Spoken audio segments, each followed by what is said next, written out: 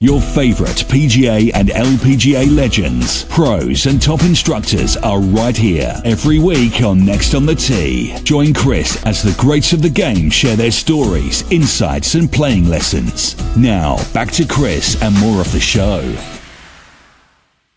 All right, now joining me here to help us continue to celebrate our 200th episode on the French Lick Resort guest line is Class A teaching professional Greg Ducharme. Let me give you a little bit background on Greg. He is from Rexford, New York, which isn't far from Schenectady and Albany. He graduated from Coastal Carolina University with a degree in professional golf management. He's a Class A professional teaching at the Michael Breed Golf Academy at Trump Golf Links at Ferry Point, which is just outside of New York City. You can hear him on Michael Breed's show, A New Breed of Golf, every morning from Monday through Friday from 8 to 10 a.m. Eastern Time on Sirius XM. I listen every morning on my way to work, and I'm very excited that Greg has taken some time to join me here tonight on Next on the Tee. Hey, Greg, thanks for coming on the show. Hey, thanks for having me. I just found out. Congratulations on your 200th show.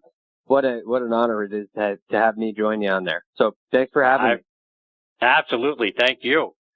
So, Greg, I want to start off our time with you tonight by going back to when you were a kid, because being from that part of the country, I have to imagine there were a lot of competing sports for your attention, including hockey.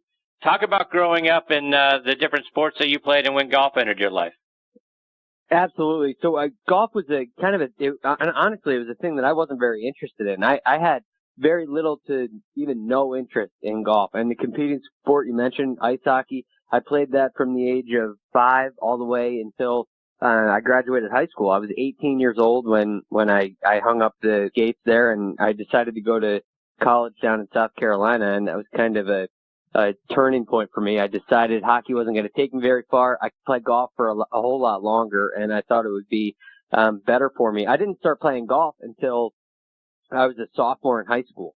So I was playing ice hockey. I loved it. I was playing I was playing travel hockey, and God bless my parents. So we were playing 80-game seasons, and that was just in the wintertime. In the summertime, I was doing camps, and I was playing on travel teams, just basically tournament teams. And I played for a team from New Jersey, living in Albany. That's a long way, but in the summertime, there's no practice. It was just basically we would travel to Toronto and Quebec City and all over the place, Connecticut and New Hampshire and Marlborough, Mass. We were traveling all over the place for all of these hockey tournaments, and I thought golf was kind of lame. Honestly, I was not into it. I thought it was boring. I thought it was slow. I thought it was a sport for old men. And all of a sudden, there was, in the fall time, my dad and I would watch football. One of my favorite things to do. And every once in a while, he would flip over to the golf on Sunday. And it's like, Dad, it's football time. Why are we flipping over to golf? And all of a sudden, this guy wearing a red shirt and a Nike swoosh is fist pumping, and the crowds are enormous. And there's just so many people, and everybody is going nuts. And just like so many others my age, Tiger Woods is the guy that brought me to the game. And all of a sudden, just at the flip of an instant, the wink of an eye, all of a sudden, I think of golf as being a cool game. And so I go and I start, I get a set of clubs, I start hitting some balls, I realize, wow, this is really difficult, and I'm not very good. And I didn't like that very much. So, some of my buddies who also played hockey were taking golf lessons and getting better, and we'd go out and play, and they kept beating me. And that wasn't something that was going to work for me. So I took one lesson, and I took one lesson, and I learned grip, I learned ball position, and I learned a couple of basic drills on how to swing the club and how to transfer your weight. And it was basically 2 drills that I learned. I still remember them to this day. And from there, I learned how to hit a ball, and I learned how to make some consistent contact and get it in the air. And really the rest is history. Now at this point, I go to work every day, and, I had one of our coworkers at the academy, Andrew Losey, he commented, he said, basically what I do is I go to work in the morning and I talk about golf on a radio show, and then I go down to the academy and I teach other people how to play golf. And then my fiance Bridie took a video of me. I was in the living room late one night just making golf swings, and he saw it and said, "Man, you when you get home at night, you're working on your own game in the living room. And that's basically what my life has turned into, from hockey all the way until now, where I wake up and I go to sleep with golf on my mind and all of my activities. So it's been a really fun ride so far. So to that point, right? A kid from upstate New York ends up going to coastal Carolina for professional golf management. Right? Is that Yep. boy? I loved it. I fell in love with this game as a sophomore because that's only a couple of years, right, before you're graduating, and now you're going to go off and you're going to do your thing in college. Did the bug Yep. hit hard, and then that was just it? Now I'm going to be a teacher of this game. How did all of that transpire? So it hit really hard, first of all. But I have a friend of mine who I also played hockey with and played golf with. He kind of brought me into the game, and his name's Kevin Shalansker. And Kevin, you don't have to try to spell that. Don't worry. But he basically said, there's this thing called the PGM program and the school is Coastal Carolina, which was in Myrtle Beach. And I had happened to vacation in Myrtle Beach every once in a while as a kid growing up. So I was familiar with Myrtle Beach. I loved going down there. I thought it was the coolest place. So I thought it was a really good fit. And the cool thing about the PGM program down there, which, also happened to be a nice selling point to my mother and father, was, hey, when you go and do this isn't a singular, you're not just going down there for golf management. You end up getting a business degree. My degree was in marketing, and you have a concentration in PGM. So you're going down there for a business school. All of your core classes are business classes, and your electives are in the golf world. So one of my electives one year was food and beverage.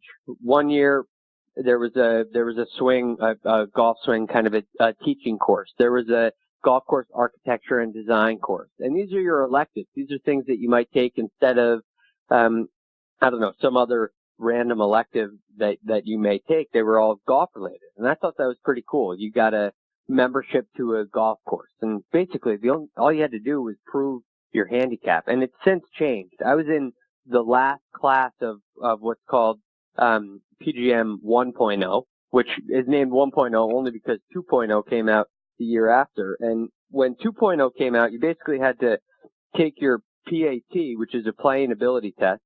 You had to take that before you could start taking your book work, before you could start taking your tests in all the individual fields that you have to go through, which I don't need to go into detail about all that. But basically, when I got there, you had to have a golf professional sign off on the fact that you were an 8 handicap or better.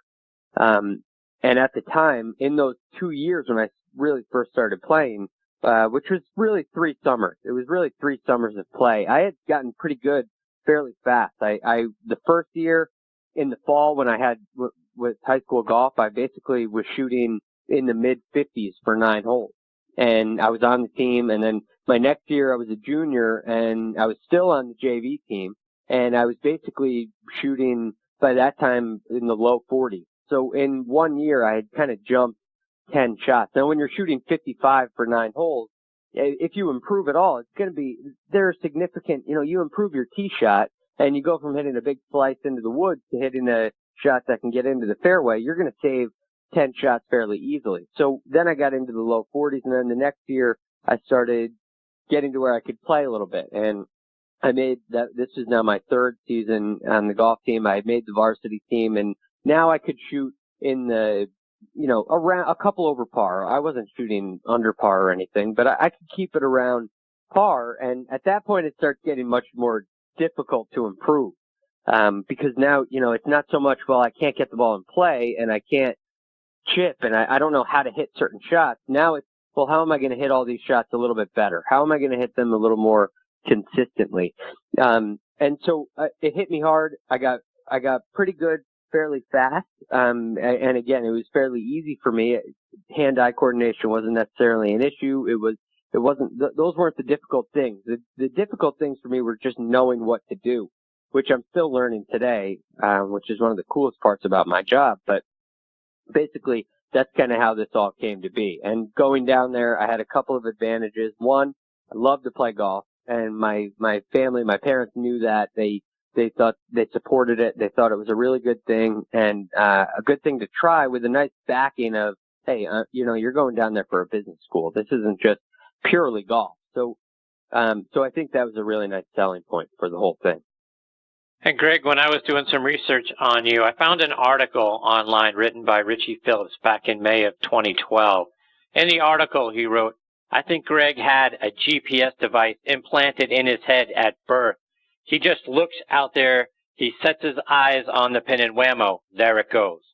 Is that one of your strengths? Do you have a good, strong feel for what the right distance is, or is it more referring to you're an aim and shoot? There's not a whole lot of messing around and thinking about things. Select the club, set up, boom, there the ball goes.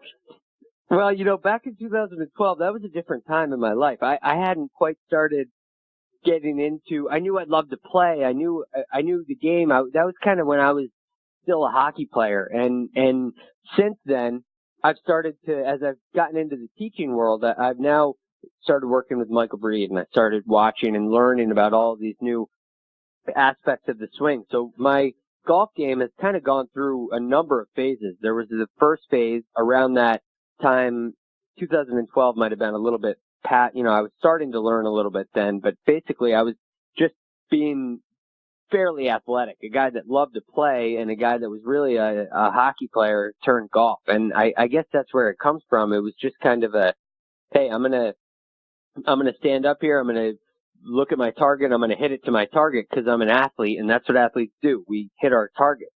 And as I started to work with Michael and started to learn some of the techniques and the ways to improve, the ways to be consistent, the ways that a swing really should be, my game sort of changed. And honestly, for the first couple of years, it went through a really rough patch because I was watching. I spent my first summer after college just watching Michael give every lesson, and he was giving lessons to all kinds of different people. He's giving lessons to tour pros. He's giving lessons to high, 25 and above handicaps, complete beginners, and everything in between.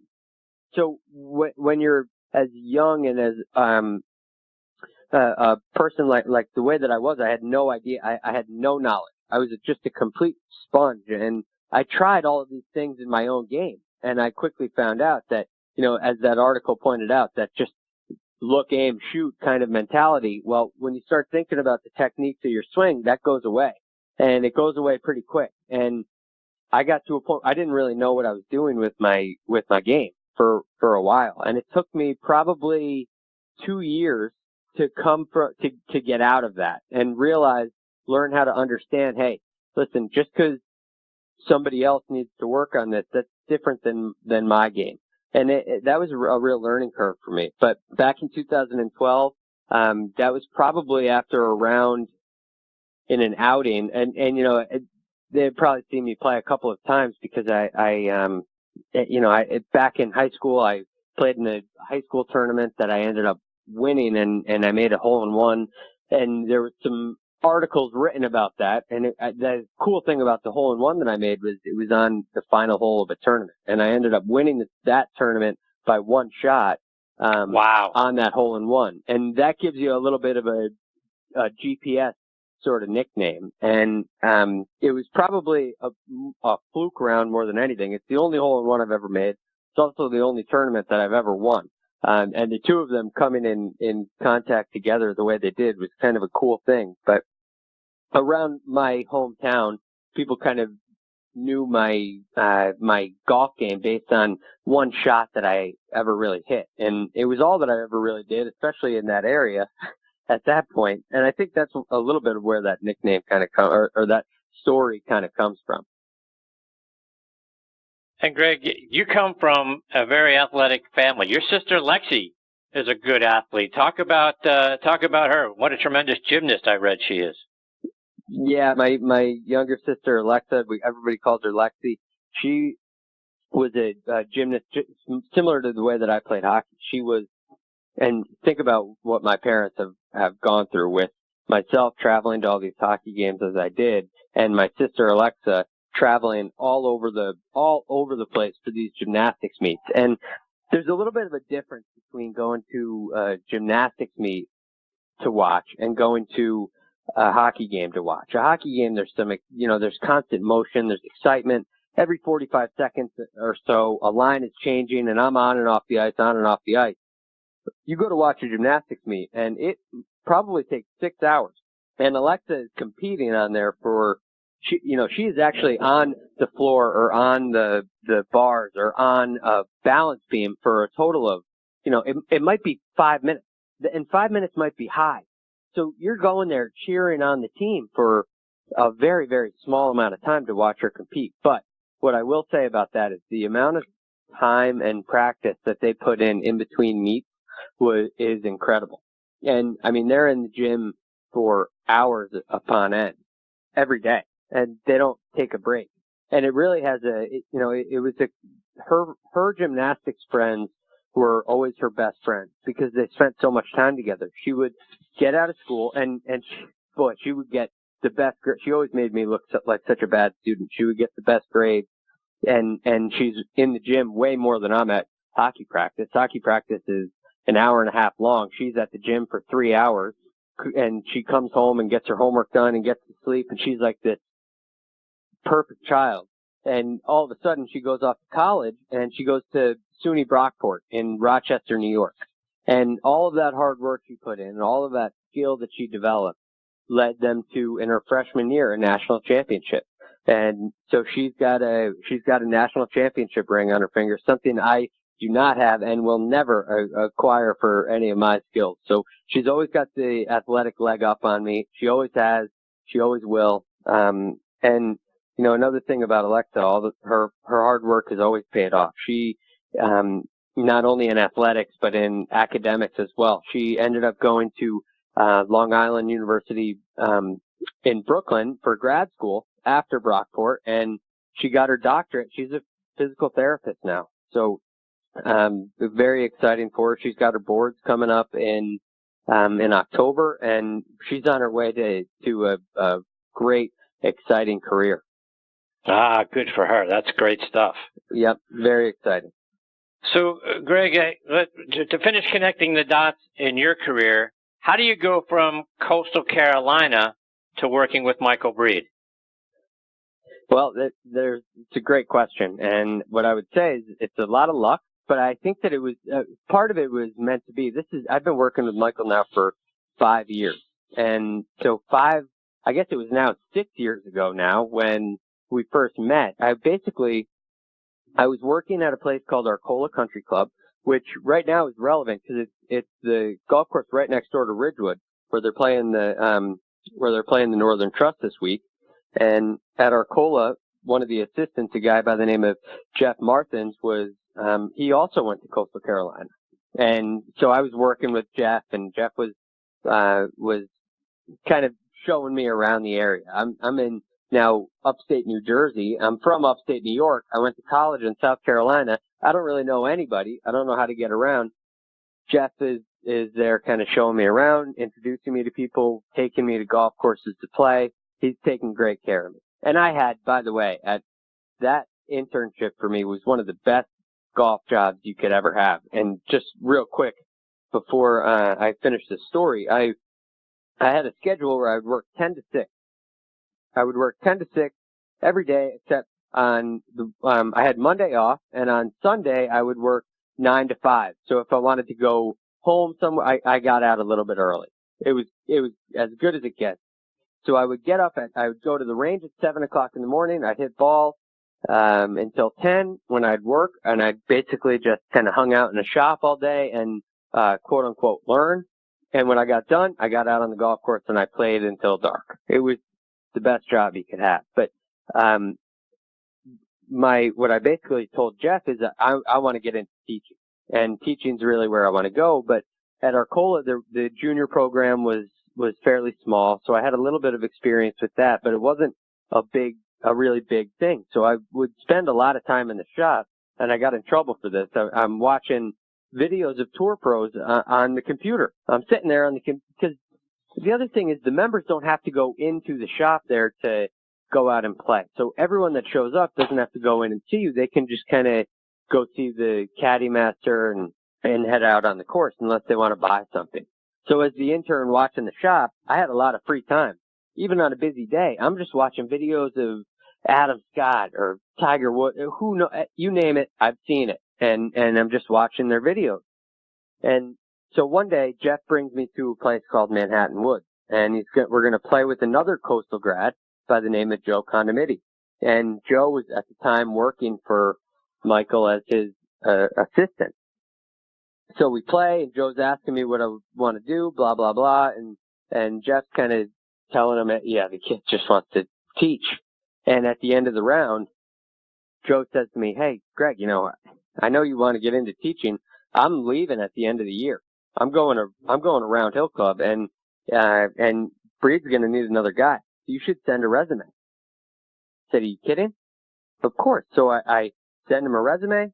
He calls me up and says, hey, why don't you come to Manhattan Woods for an interview at this time on this day? And I meet there. I dress up in a suit and tie, go down to this interview, and I'll never forget the interview. It was first of all a very different interview experience than anything that I've ever had, anything that I was ever told that an interview was supposed to be like. This was not a typical kind of where do you see yourself in 10 years kind of questions. These were personal, deep questions. And the take from it was he wants to know what kind of person I am, not what kind of golf pro I am. Which is wise on his part, because he knows that, hey, I'm just an intern. I don't know anything. I'm basically getting this job to learn more. So I'm in this suit and tie, and Michael is asking me questions, and he's hitting some balls. I'm sitting in a rocking chair out on the range, and the sun is right in my eyes. He's hitting right into the sun, and I'm just staring into the sun. I can't really see. So I'm answering these questions, and I have tears rolling down my face because of the sunlight. I'm trying to block it out anyway. I get through it, and I was nervous because I thought, man, I'm squinting. He's probably wondering what's wrong with me. I can't see. I'm crying. It was a mess. But he calls me a couple weeks later, says, hey, Greg, if you want, the job's yours. And here we are today, 5 years later. And I have the great fortune of being involved in his radio show, A New Breed of Golf. Get to talk about golf every morning, get to basically the hard work that I get to do when I go in. I got to do my research. I got to do my homework. I'm researching tour pros, statistics, and everything you can imagine in the world of golf. And then I get to talk about it on the air. And then I get to go help my students improve their game. So it couldn't be better. Greg, like I mentioned at the top of the show, I listen to you and Michael every morning on my way to work, and I love the show. And the best part of the show to me, not only is just the golf knowledge and that sort of thing, but it's how upbeat and positive you guys are. So much of what we hear on sports talk radio is ranting and raving and yelling, and I love that you guys are not that. And we try to do that as well here on this show. Plus, I do a show on the football side, Thursday Night Tailgate, and we try to do the same thing there. We don't try to rant and rave and talk about all the negative things that happen. We do a spotlight on the positive segment. So we try to be positive as well. And I think that's such a huge credit to the two of you for keeping it that way. Talk about why that's so important to both you and Michael. Well, basically we're two coaches, and that's basically that's what our bloodline is. That's where we come from. And when you're a coach, the negative things aren't really going to do you any good. And a lot of this, for me personally, Michael aside on this comes from my mother. My mother is a woman who believes that with your mind you can control anything. And basically what you ask for, you receive.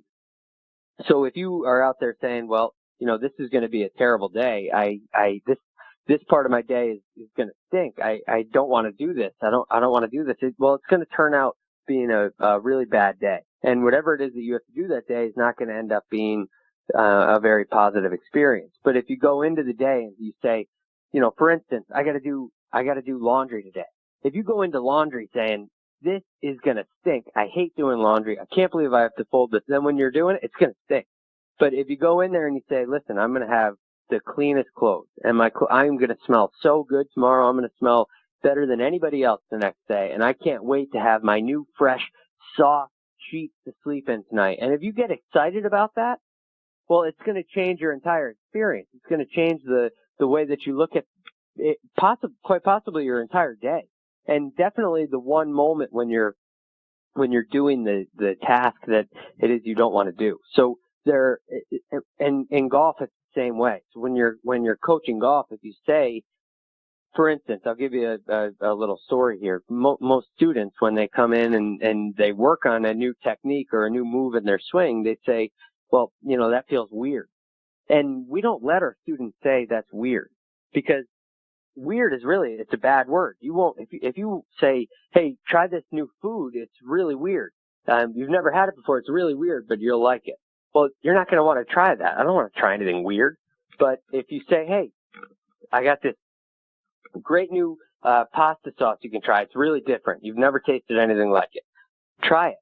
You're going to say, oh, okay, I'll try something different. Different is good, but weird is bad. So they really mean the same. It's kind of the same thing. But what we tell our students is, hey, listen, you're here for different. And if you're doing the same thing, if what you're doing is not different, well, then it's not better.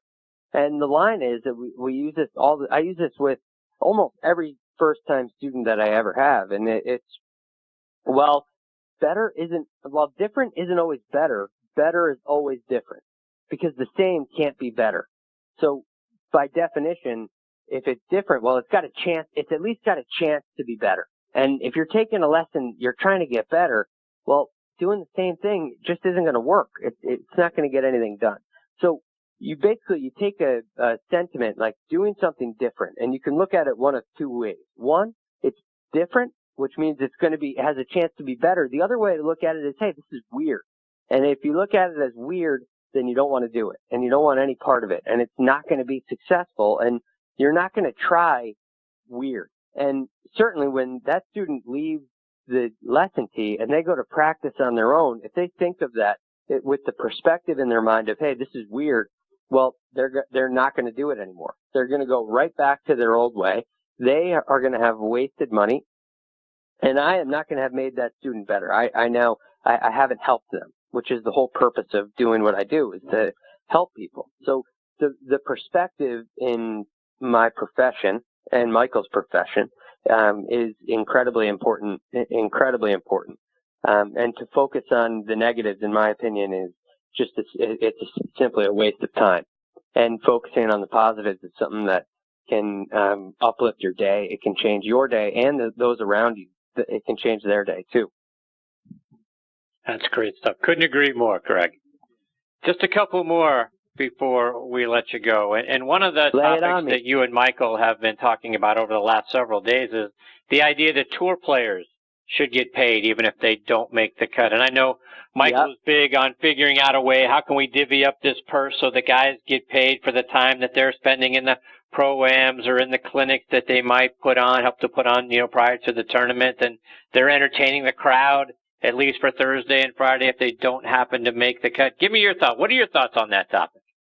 Well, there are certain things on the show that you'll hear that I don't necessarily always agree with Michael, and sometimes I can express that on the show, and there are sometimes where I may not have a real case in my mind. It doesn't feel right, but I don't know exactly why I may disagree. But so the moral of the story here is it's not 100% that the two of us are in the same line of thinking. There are times where we disagree, but this is one of those cases where I couldn't agree more. And honestly, we were talking about doing a great debate on it.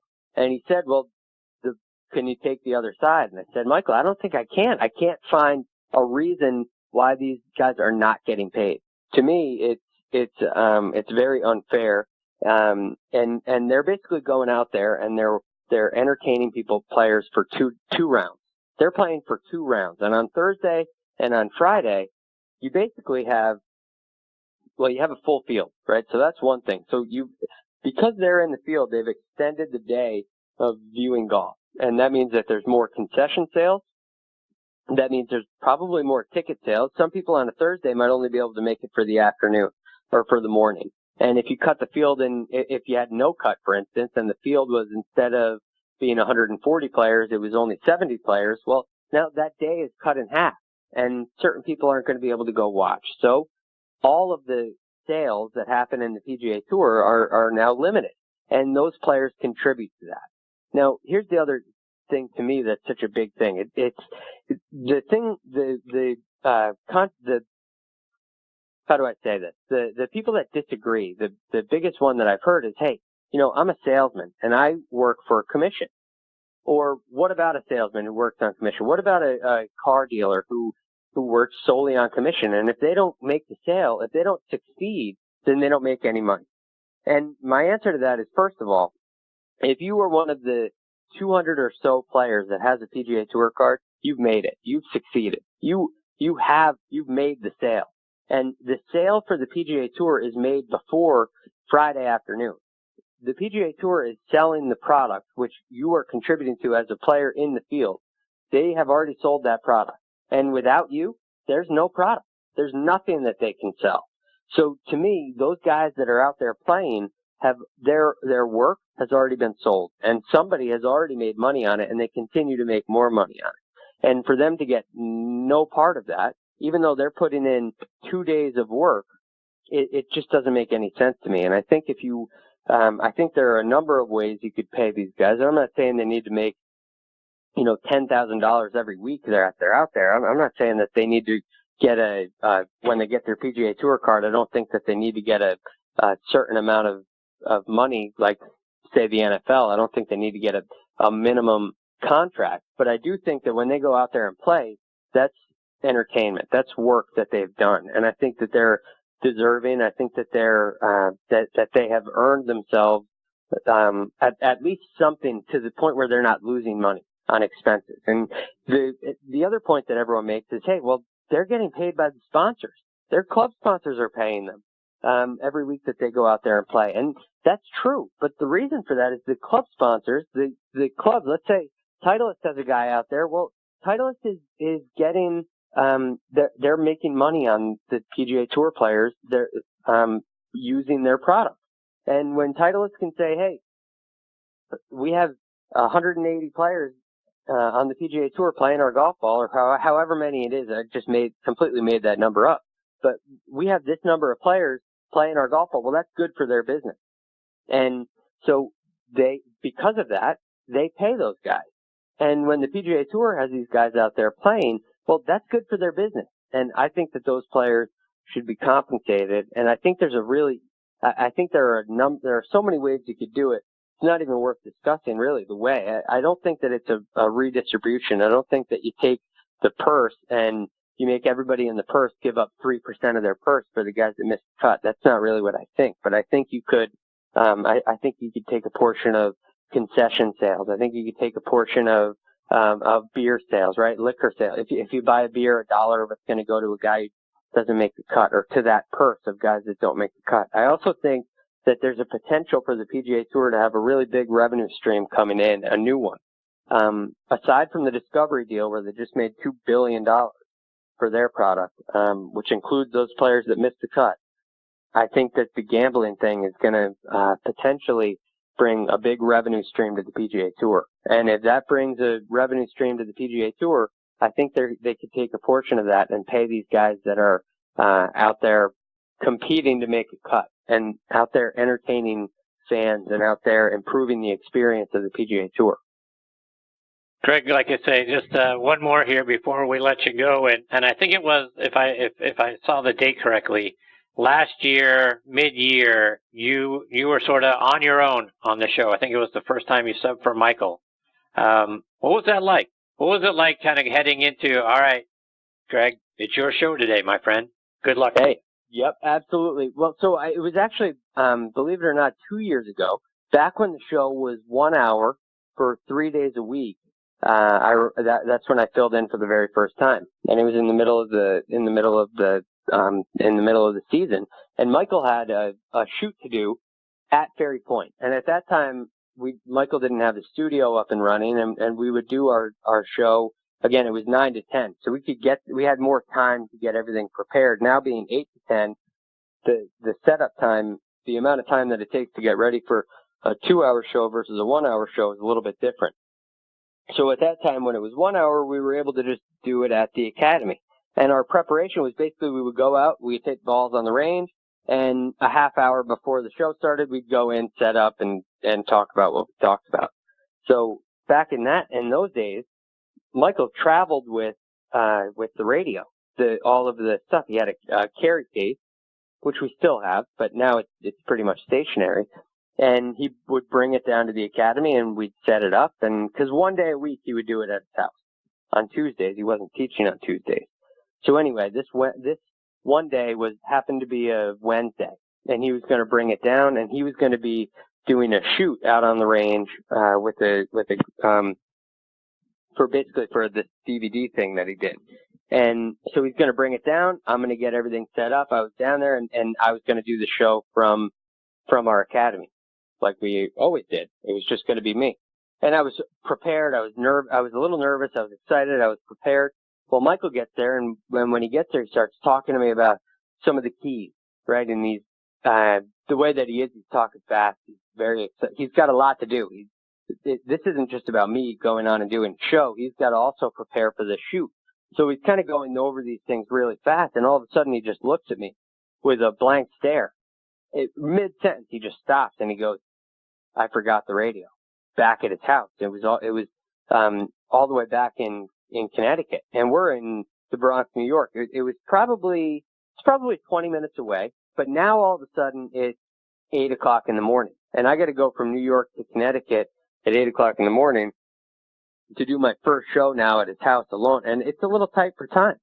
So Michael is in a panic, and the whole time I'm saying to myself, just go be calm. I would say, I'll make it.